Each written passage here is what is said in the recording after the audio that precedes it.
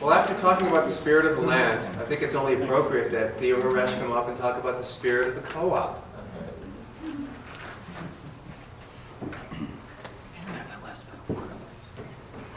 So, well, I want to start off by thanking Stephen Johnston here, who organized this event.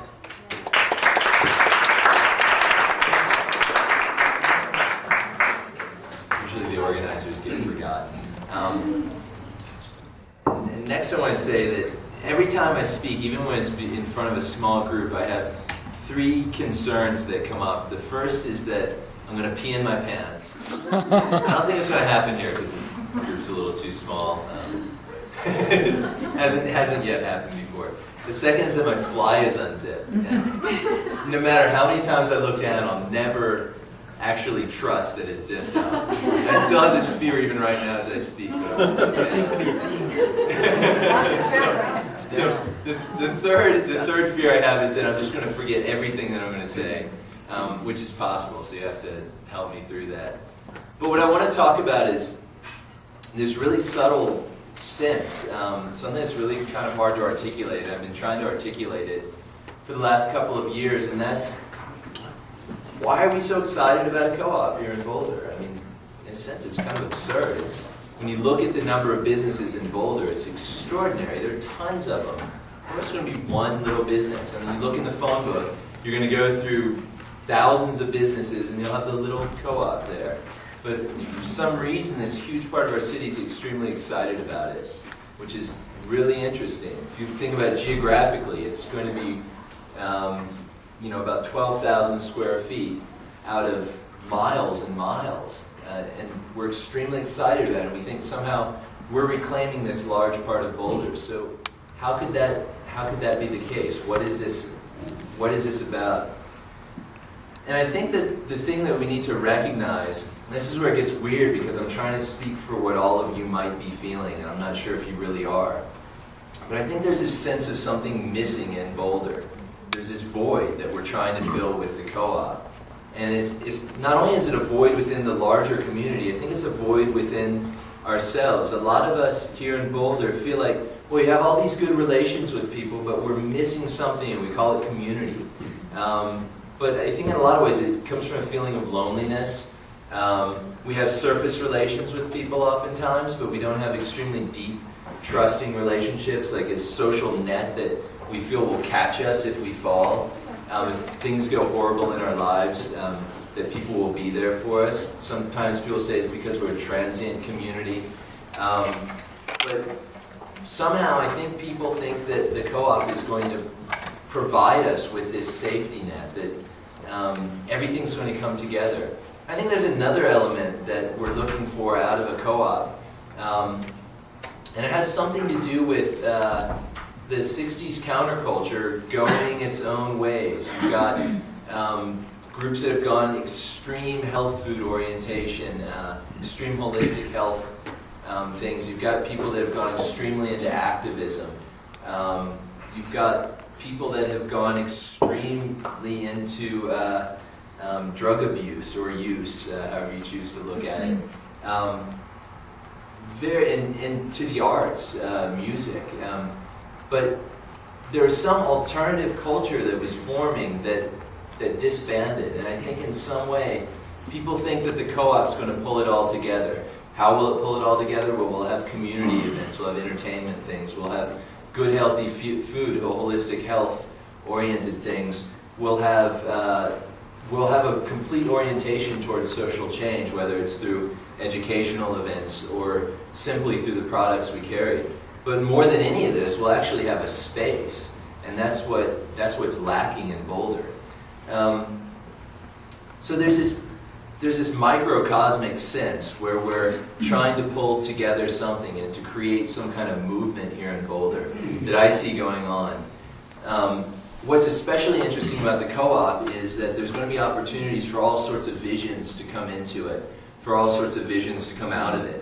So I've got this vision of what it means, and hopefully my vision can include all the other ideas people have that can be put into a community center, all the events we might think of dreaming up, all the products we might want to carry, all the projects we might want to create out of this. I mean, What will we want to do in 5 years from now? Will we want to start a bike co-op? That could be really beautiful, or really put some energy into cooperative housing here in Boulder, or childcare co-ops, or there's an extremely small barter network here in Boulder. Do we want to grow that to be something really large that the whole community can participate in?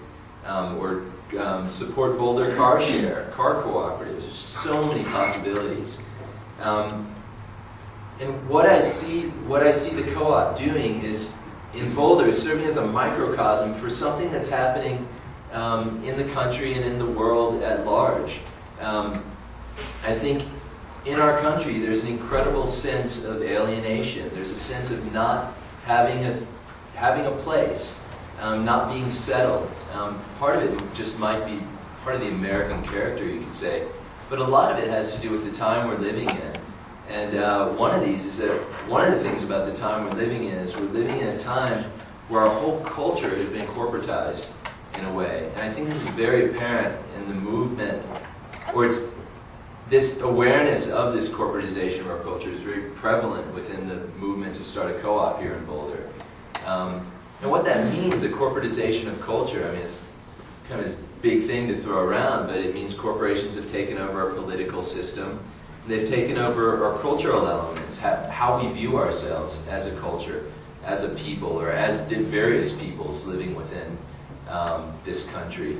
And how we think, the ways we think, the things we use, the ways we structure our life, whether we drive, whether we walk. All of this has been corporatized in a way. And somehow we're wanting to reclaim something, reclaim democracy, reclaim Boulder. But reclaim our country, reclaim the world, reclaim the planet, because part of the corporatization of our country, and not just our country, but the planet, is the incredible environmental destruction that we're witnessing. And this is part of the reason we want to form a co-op, is to prevent this, to create a positive alternative. But one of the main differences between this co-op and any political movement is that in a political movement, you're putting all of this energy out, but there's usually not much to nurture what you're doing. Like, pretty much, I'd bet money that anyone in this room is pretty supportive of most environmental measures, at least 99%. We have 100 people here, so 98.3 or something.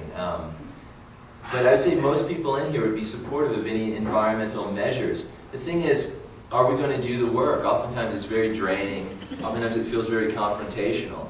And we want to create something here with the co-op that's going to support our environmental lifestyles. It's going to make some kind of statement without having to get into the confrontation, while creating something extremely beautiful.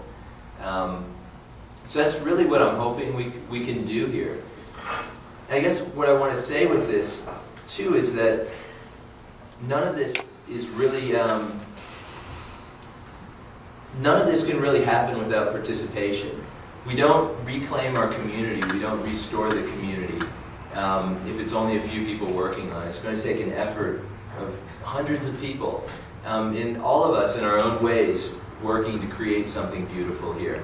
So some people are going to make sure that they put in their membership early. So if you haven't become a member, we can desperately use it. And if you're thinking about it, do it. Now's the time. Lifetime.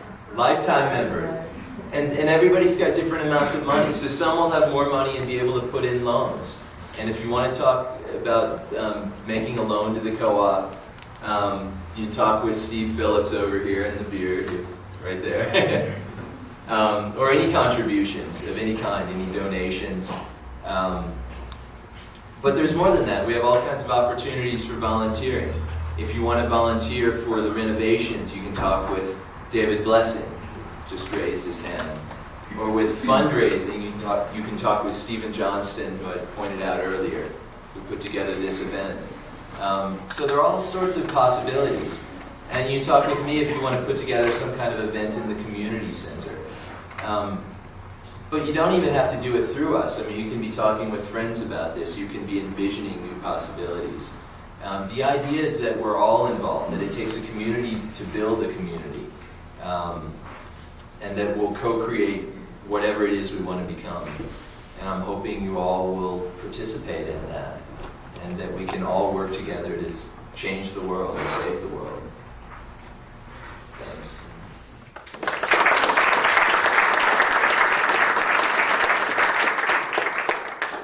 And I guess if anybody has any questions about the co-op, since I'm up here, I could answer them, or various people around the room might be able to answer them. And you don't have to have questions. Great.